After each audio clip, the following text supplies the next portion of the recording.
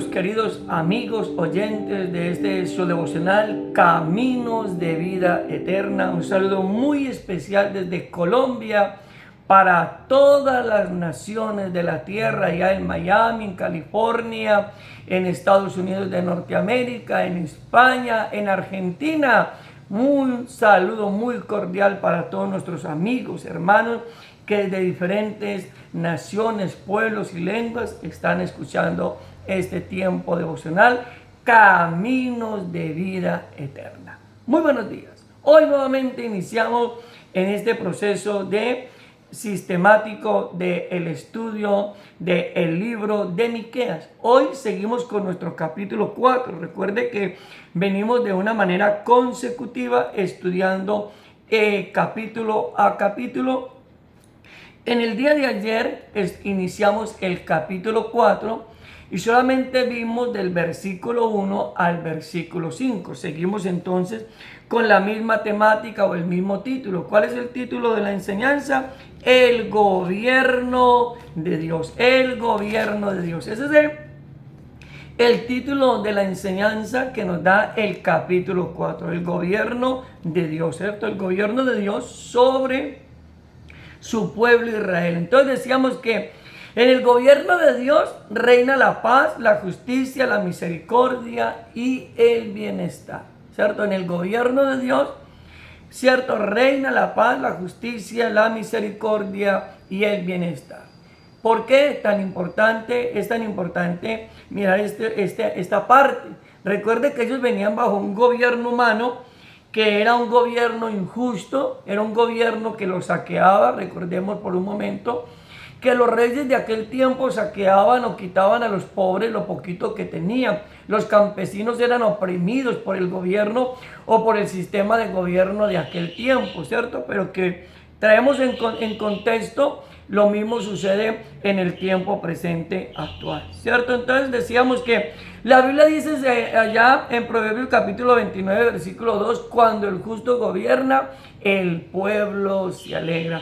Cuando el justo gobierna, el pueblo se alegra.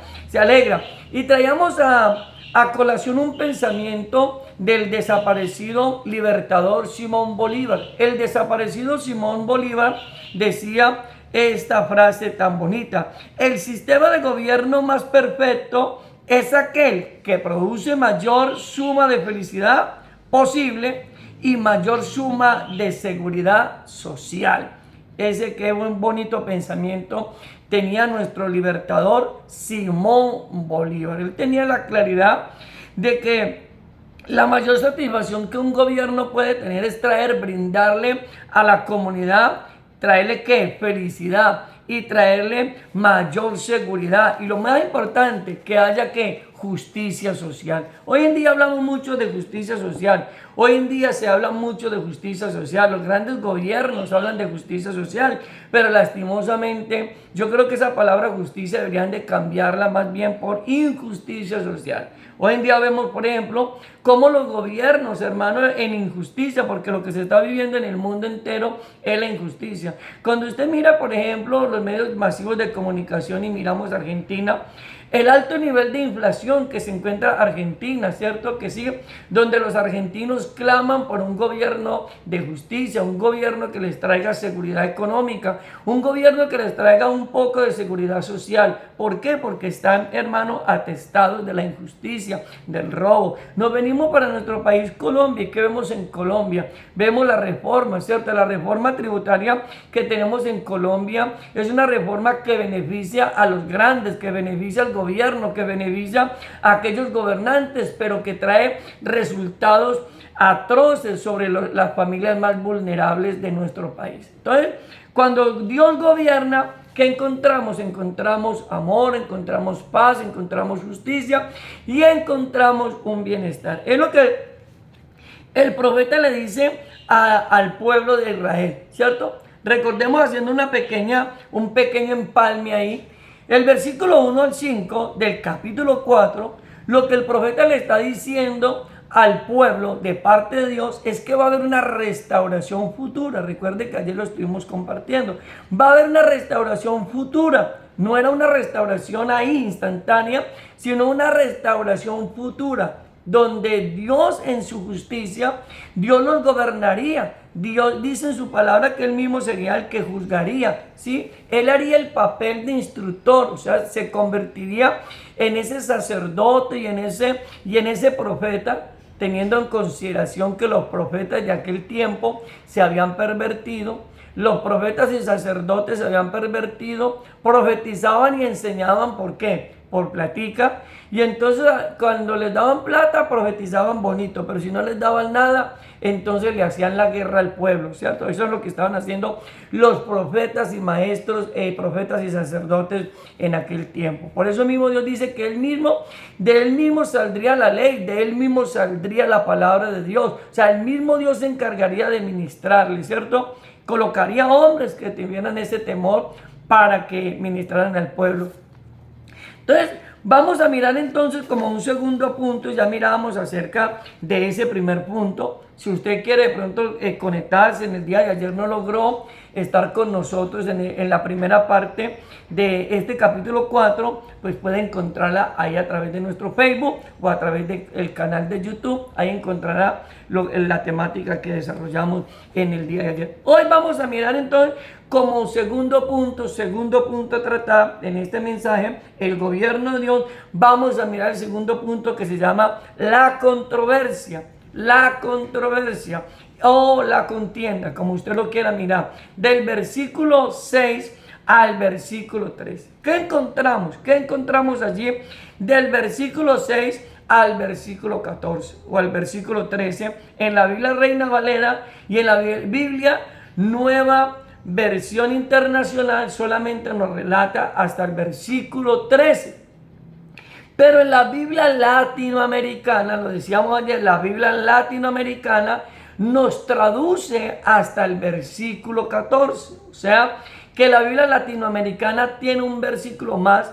Ahora, ¿qué es lo que hace la Reina Valera? La Reina Valera solamente traduce el capítulo 4 hasta el versículo 13, pero encontramos que el versículo 1 del capítulo 5, lo que hace la nueva versión latinoamericana o la versión latinoamericana es tomar el versículo 1 y agregárselo al capítulo 4, pero es importante que lo miremos. Entonces, la controversia, pastor, ¿por qué controversia?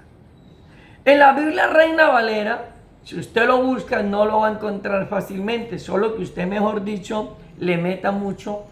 Pero usted encuentra en la Biblia latinoamericana, usted la puede bajar por Google, puede bajar la Biblia latinoamericana, y la Biblia latinoamericana nos describe o nos presenta ampliamente dónde habla Dios, dónde hablaba el profeta y dónde hablaban los falsos profetas. Entonces, ¿por qué decimos que es una controversia o una contienda? ¿Por qué? Porque cuando el profeta de Dios, que es Miqueas, cuando vemos al profeta de Dios que es Miqueas hablando de parte de Dios, los falsos profetas se levantan a contradecir lo que el hombre de Dios está diciendo. Lo mismo está sucediendo hoy en día. Hoy en día, cuando un hombre de Dios, hermano, predica, enseña la palabra de Dios con veracidad, la enseña con propiedad, la enseña, hermano, tal y cual está escrita, ¿cierto? Entonces se levantan aquellos que dicen, no, las cosas no son así. No hay que ser tan exagerados, dicen algunos predicadores hoy en día. Oye, no hay que ir a tantos extremos, ¿cierto? Pero no, Dios es un Dios, hermano, claro y contundente. Entonces, vamos a leer el versículo 6 en adelante. Dice, en aquel día dice Jehová, juntaré la que cojea y recogeré la descarriada y a la que afligí, y pondré a la coja como remanente y a la descarriada como nación robusta. Jehová reinará sobre ellos en el monte de Sión, desde ahora y para siempre. Y tú, oh torre del rebaño, fortaleza de la hija de Sión, hasta ti vendrá el señorío primero, el reino de la hija de Jerusalén. Ahora, ¿por qué gritas tanto? ¿No hay rey en ti? ¿Pereció tu consejero que te ha tomado dolor como de mujer de parto? Duélete y gime, hija de Sión, como mujer que está de parto, porque ahora saldrás de la ciudad y morarás en el campo y llegarás hasta Babilonia. Allí serás librada. Allí te redimirá Jehová de la mano de tus enemigos. Pero ahora se han juntado muchas naciones contra ti y dicen, sea profanada y vean nuestros ojos su deseo en Sión. Mas ellos no conocieron los pensamientos de Jehová, ni entendieron su consejo, por lo cual los conjuntó como gavillas en la era. Levántate y trilla, hija de Sión, porque haré tu cuerno como de hierro y tus uñas de bronce, y desmenuzará a muchos pueblos, y consagrarás a Jehová su botín y su riqueza al Señor de toda la tierra. Entonces vamos a mirar, hermanos preciosos de Dios, ¿cuál es la controversia? Vamos a ir paso a paso, ¿cierto? Entonces vamos a mirar, el libro nos presenta una disputa entre lo que dice Dios por medio de su profeta y lo que dicen los falsos profetas, ¿cierto? Del versículo 6 al 7, téngalo en cuenta, estamos mirando del versículo 6 al 13, pero el versículo 6 al 7, dos versículos, ¿quién es el que habla en el versículo 6 y 7? Habla el profeta de Dios, Miqueas. Recordemos por un momento que en el versículo 5, ¿quién es el que estaba hablando? Los falsos profetas.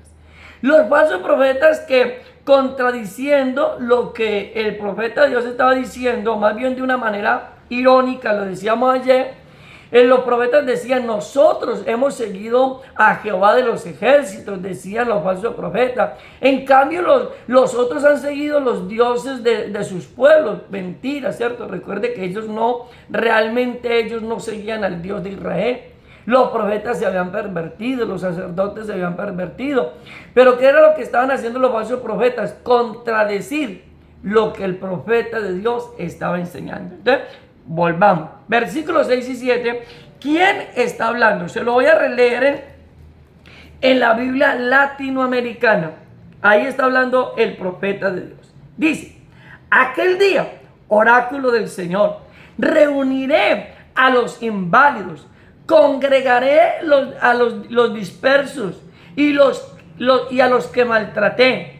Haré de los inválidos el resto. Los desterrados serán un pueblo numeroso. Sobre ellos reinará el Señor en el monte de Sión, desde ahora y para siempre. ¿Qué está diciendo Dios por medio del profeta? Que en ese proceso de restauración, que en ese proceso, hermano, futuro de restauración, Dios mismo reuniría a los inválidos y congregaría de nuevo a los que se habían dispersado por causa del cautiverio. Recordemos que el pueblo de Israel estaba bajo un juicio y una sentencia. ¿Cuál era el juicio? Que Dios había determinado sobre ellos, que vendrían ejércitos, los sitiarían y los dejarían completamente en ruinas. Había una sentencia de parte de Dios para las tribus del norte, para las tribus del sur.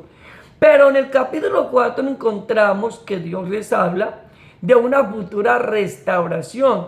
Y en esa futura restauración lo que Dios iba a hacer era que iba a juntar la coja y recogería la descarriada. Y miro que me llama mucho la atención lo que dice el versículo 6. En la Reina Valera dice, a la que afligí, dice el profeta de Dios. O sea, que está diciendo Dios que aquellas multitudes, porque Dios habla de ellos de una manera particular, los define como si fueran esas ovejas, ¿cierto? De una manera figurada, y dice, yo las juntaré a la coja y recogeré a la descarriada y a la que afligí. Es lo que Dios está diciendo. En el proceso de restauración, Dios dice, yo restauraré,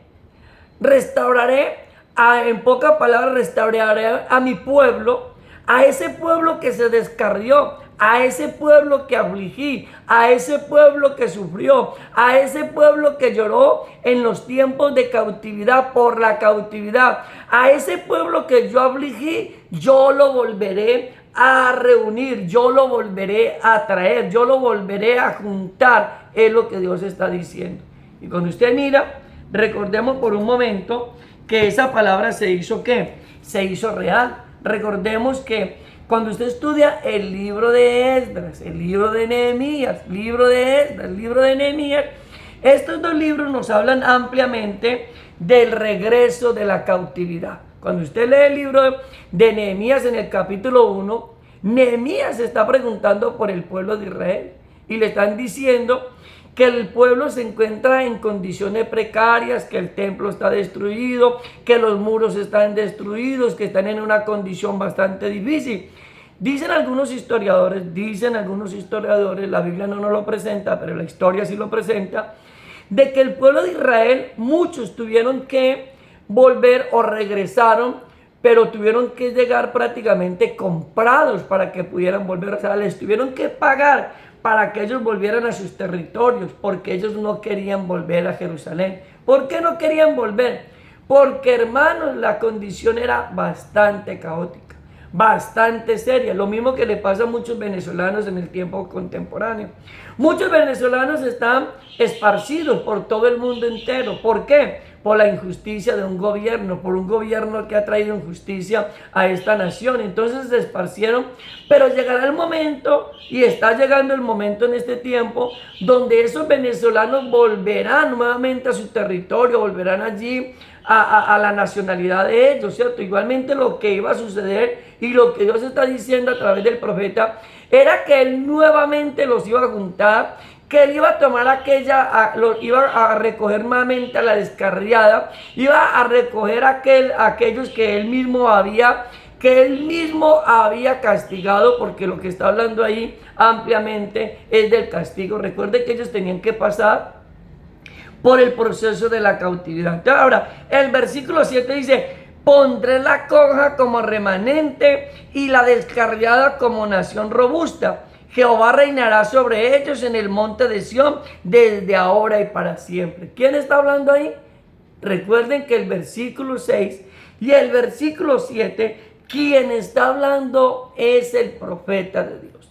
El profeta de Dios está diciendo lo que Dios va a hacer con la nación, cómo Dios nuevamente los va a reunir. Ellos tenían que ir cautivos. Sí, ellos tenían que ir cautivos porque así lo establecía el juicio de Dios. Ellos tenían que ser conquistados por el imperio o por otros imperios. Y recordemos que ya lo hemos dicho repetidas veces, en el año 721 antes de Cristo, las tribus del norte de Israel fue conquistado por el imperio asirio, año 721 antes de Cristo. Pero en el año 587 antes de Cristo, el imperio, las tribus del norte, que es las tribus de Judá y Benjamín, fueron conquistados por los babilónicos y fueron cautivos también. Recordemos eso. Entonces, eso se cumplió, porque la palabra de Dios se cumple, mis amados hermanos.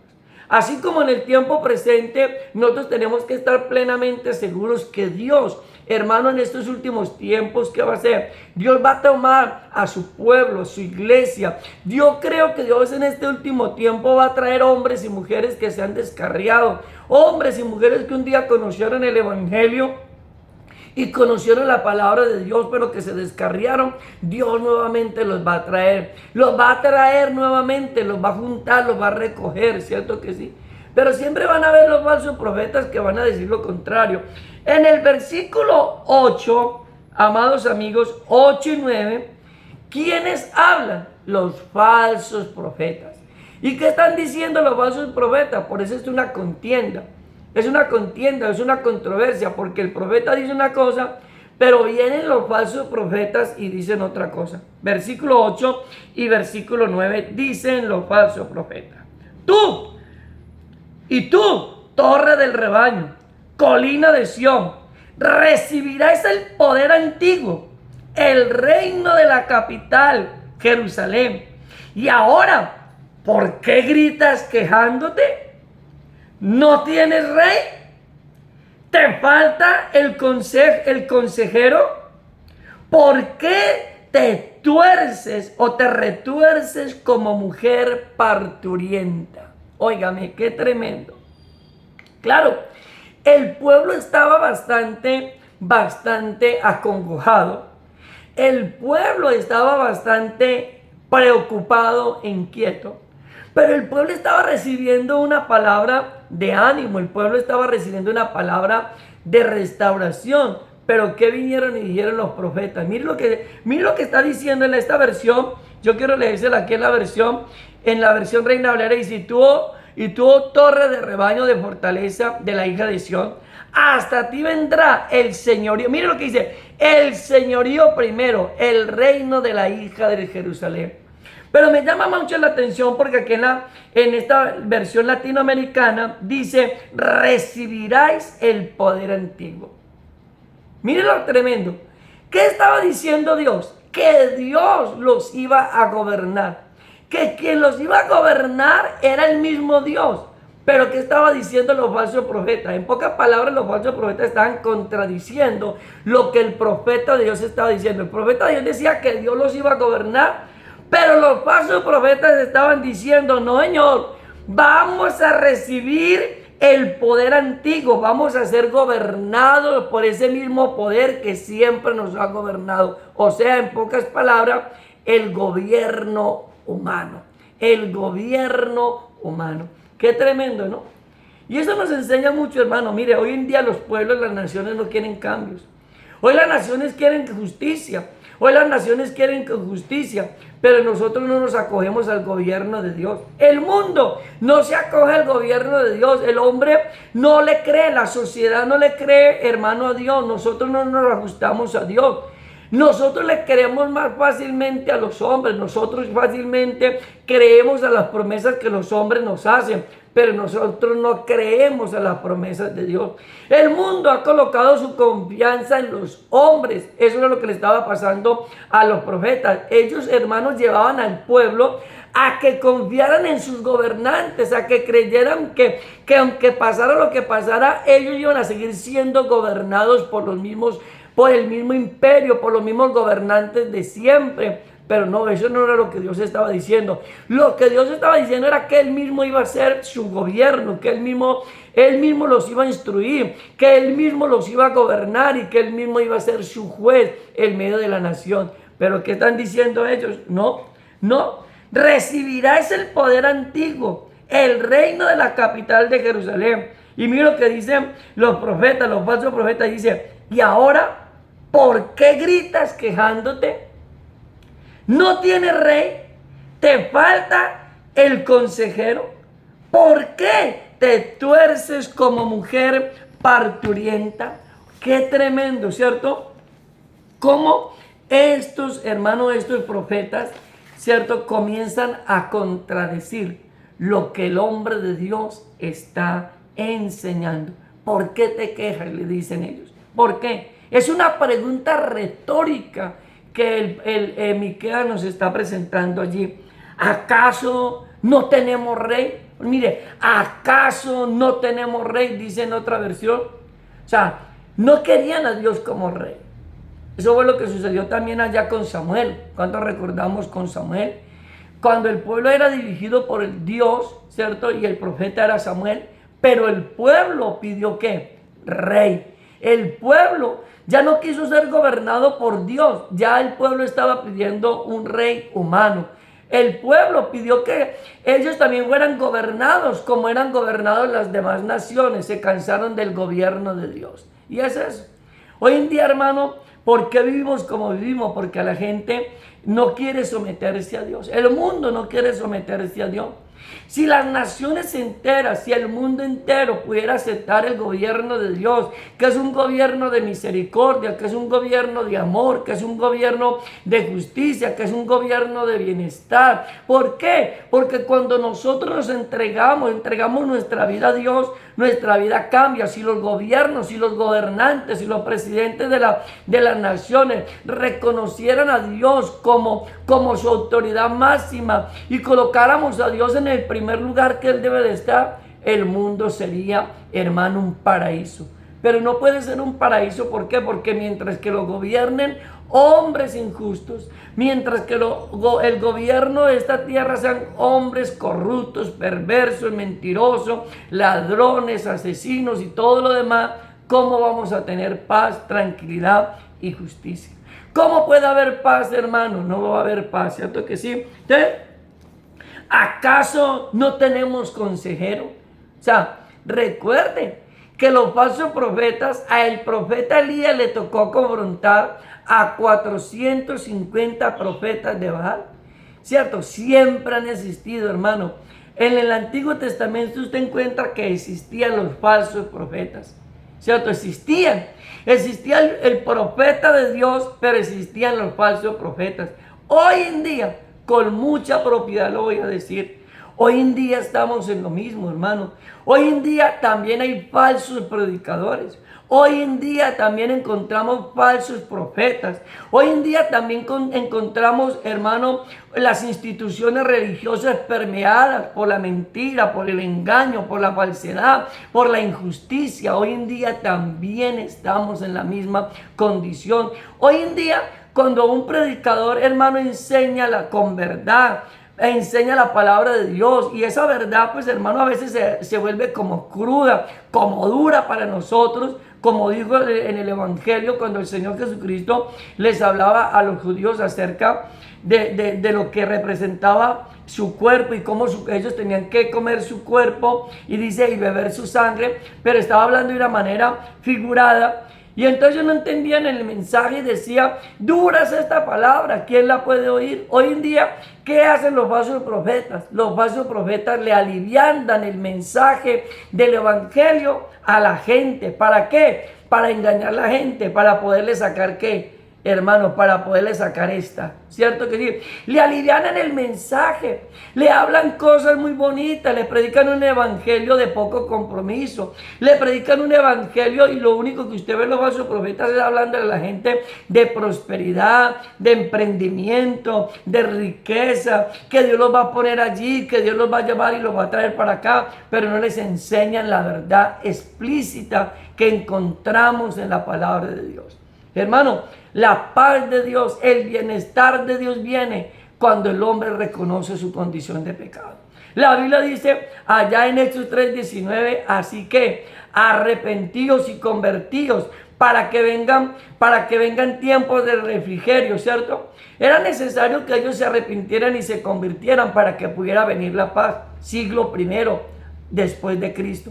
Cuando Pedro predica, hermano, la nación de Israel estaba bajo el cautiverio de Roma, estaba bajo el gobierno de Roma, y Pedro no les dijo, vea, ustedes van a ser prosperados. Pedro no les dijo, ustedes van a ser multimillonarios. No, Pedro les dijo, arrepentidos y convertidos, ¿cierto? Arrepentidos y convertidos, les dijo Pedro, para que vengan tiempos de paz, para que vengan tiempos de refrigerio, para que vengan tiempos de abundancia. Es necesario, hermano, que el hombre se convierta, que las naciones se conviertan, que los hombres y las mujeres se acojan al gobierno de Dios. Si usted no se acoge al gobierno de Dios, si no nos acogemos al gobierno de Dios, hermano, ¿cómo podemos esperar prosperidad y abundancia? ¿Cierto? Entonces, qué bueno es el Señor.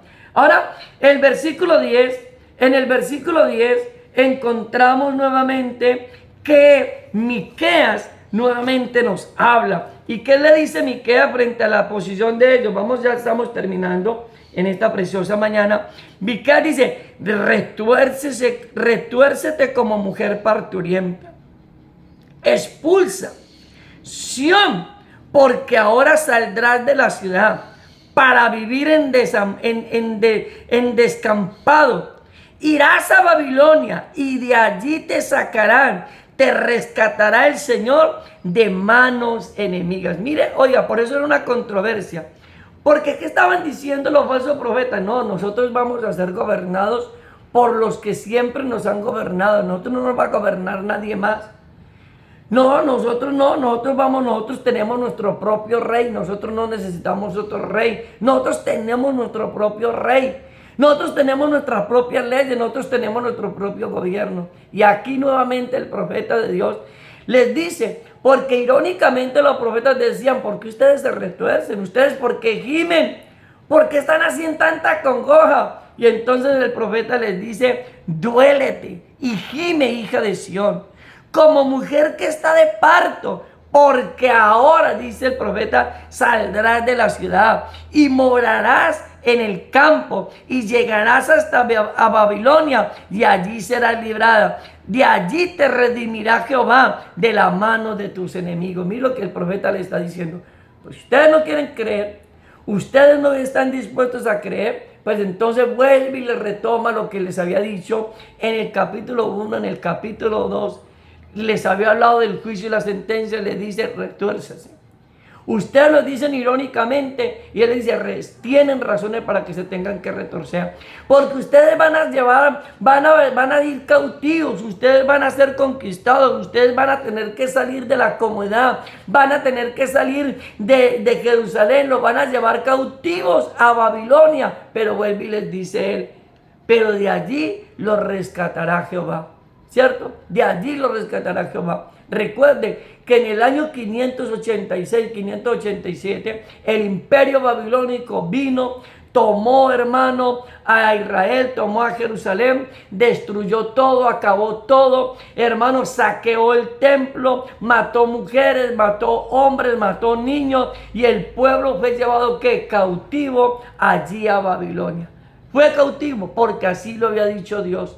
Porque así lo había dicho Dios. Así para este tiempo hay muchas cosas que Dios tiene, hermano, establecidas en Apocalipsis. Los juicios de Dios vienen sobre la tierra. Aunque los falsos profetas estén diciendo que en la tierra va a estar esto a las 1000 maravillas, que en la tierra vamos, que nuestra tierra prometida es esta, y que esto se va a poner bueno, y que esto somos emprendedores, y que somos, mejor dicho, llamados a ser hombres y mujeres emprendedores y emprendedoras, las mujeres. Hermano, lo que dice la palabra de Dios es que vendrán tiempos, vienen tiempos de dolor, vienen tiempos de tristeza, vienen tiempos donde la tierra gemirá, vienen tiempos, hermano, donde las naciones enteras gemirán, porque vendrán los juicios de Dios. Nadie escapará, ni los falsos profetas que dicen y profetizan muy bonito, que hablan de prosperidad, que hablan de empoderamiento, que hablan de riqueza, que hablan de tantas cosas, hermano, pero que no le dicen al mundo entero que necesitan arrepentirse, que necesitan cambiar de estilo de vida, que necesitamos, hermanos y amigos, que necesitamos volvernos a Dios de todo corazón, donde la palabra de Dios dice, volveos a Dios y Él se volverá a vosotros, dice la palabra del Señor. Este es el tiempo, porque si nosotros no nos sometemos al gobierno de Dios, llegará el momento donde vendrá también el dolor, vendrá también la tristeza, hermano, y ahí muchos hombres y mujeres lamentarán. Ellos lamentaron, ellos tuvieron que quejarse como mujeres parturientas, ellos tuvieron que sentir el dolor. Hermano, cuando vino la cautividad, experimentaron lo que el profeta y ellos mismos habían dicho. Tuvieron que experimentar el dolor como de una mujer en proceso de parto. Sufrieron, lloraron, mi hermano, porque fueron privados de ¿qué? De la libertad y fueron llevados esclavos a Babilonia. ¿Cierto que sí? Entonces el versículo 10 habla ¿quién? Miqueas, el profeta de Dios. Pero en el versículo 11 nuevamente refuta los falsos profetas y dicen, ahora se alían contra ti muchas naciones diciendo, estás profanada. Gocemos del espectáculo de Sión, decían los falsos profetas. En pocas palabras decían, lo que ellos decían era, este está diciendo que nos va a venir los babilonios y que nos van a sitiar. Ellos decían, eso no va a suceder, es lo que ellos decían. Gocémonos, porque vamos a ver la victoria, vamos a ver el triunfo. Gocémonos, no estén tristes, porque vamos a ver la bendición de Dios sobre nosotros. Era lo que estaban diciendo los falsos profetas. Versículo 11, 12 y 13, que hablan los falsos profetas. Dice, ahora se salían contra ti muchas naciones diciendo, estás profanada, gocemos del espectáculo de Sión, pero no entienden los planes del Señor, decían los falsos profetas, decían, ustedes no entienden los planes del Señor, no comprenden sus designios, que los junta como gavillas en el campo. Arriba trillación, y te daré cuernos de hierro y pezuñas de bronce, para que tritures a muchos pueblos. Consagrarás al Señor sus ganancias, su riqueza al dueño de la tierra. Lo que este falso profeta le estaban diciendo era engañándolos con falsas, hermano, con falsas profecías.